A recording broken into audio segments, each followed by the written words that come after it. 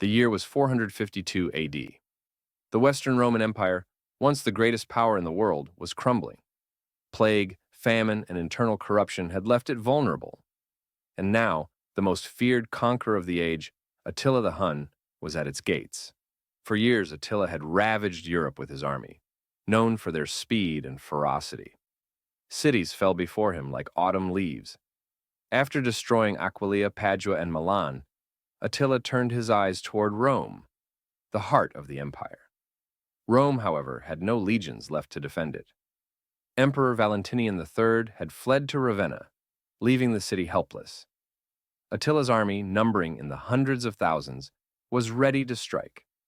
The fate of the Eternal City seemed sealed.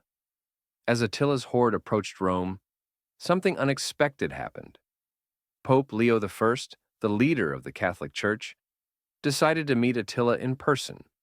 With only a small group of clergy, he rode out to Attila's camp, unarmed and dressed in simple robes.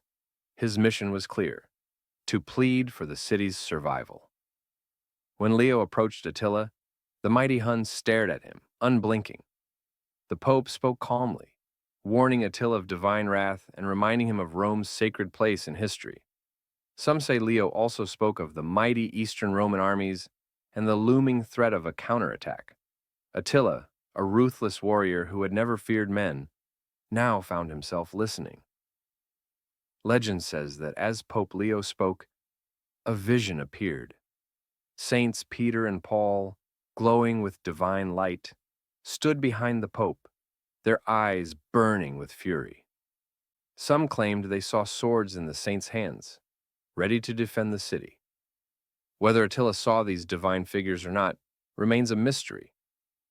But what happened next is not.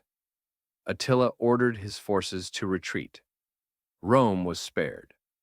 Against all odds, the Scourge of God turned away from the city he had planned to destroy. 1 year later, Attila was found dead on his wedding night, having drowned in his own blood.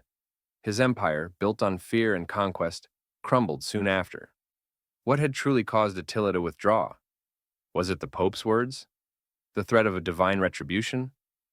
Or was it simply the realization that famine, disease, and the risk of a Roman counterattack made victory impossible?